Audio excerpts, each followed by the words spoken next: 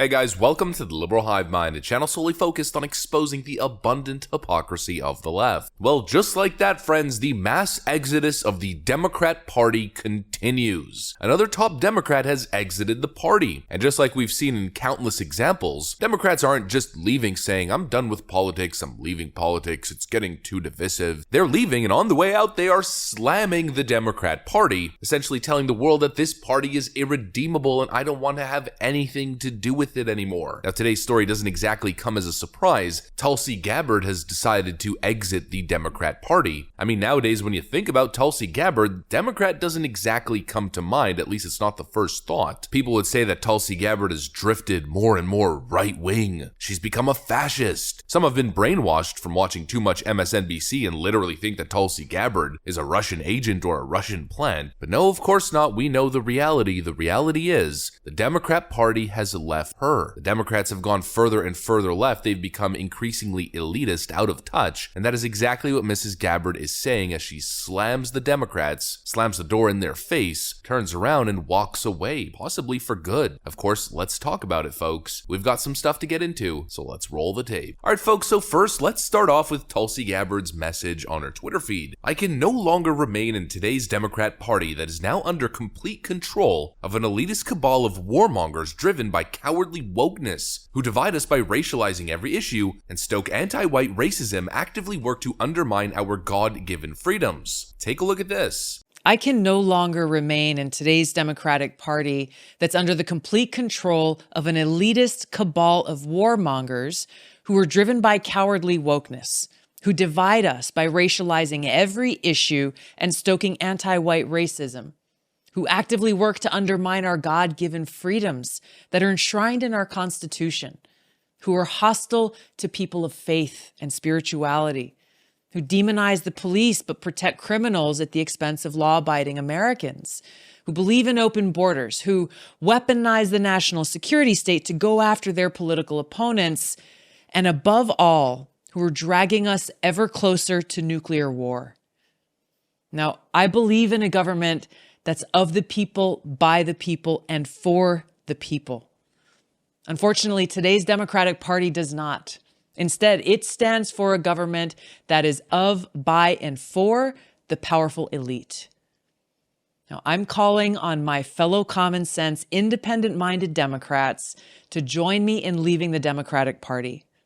If you can no longer stomach the direction that the so-called woke Democratic Party ideologues are taking our country, and I invite you to join me.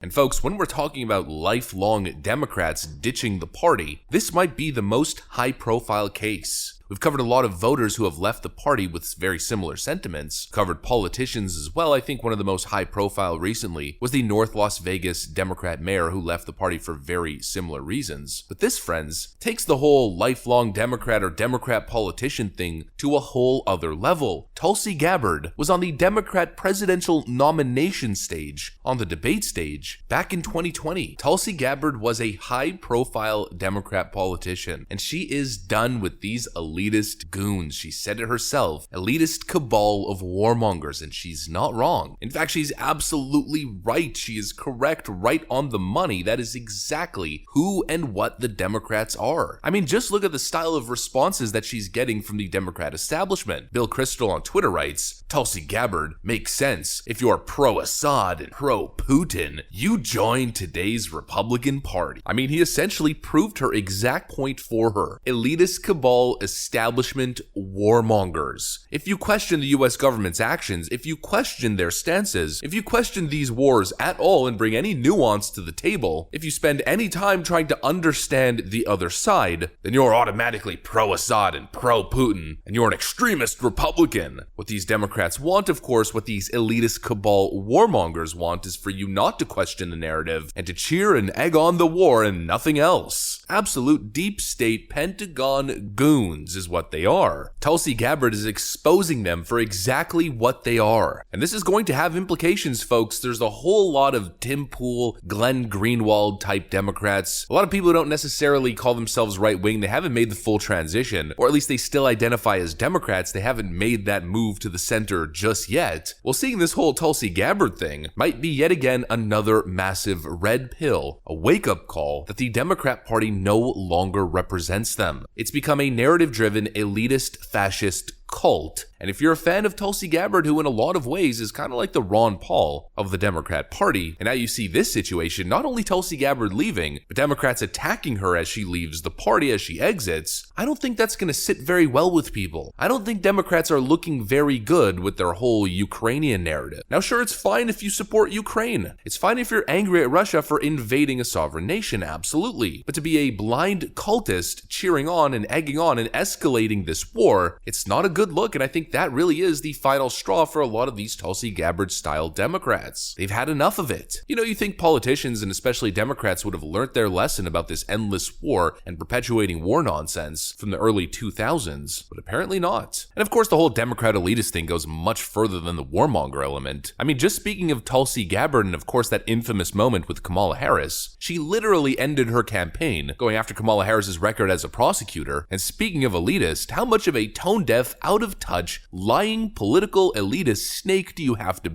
have the prosecutor record that Kamala Harris has, and to then say something like this? Because the bottom line there is nobody should have to go to jail for smoking weed. These Democrats are just terrible. Not to mention Kamala Harris was just on, I think, Stephen Colbert's show the other night, where she's going on about the dereliction of duty and Republicans not wanting to find a solution on the border.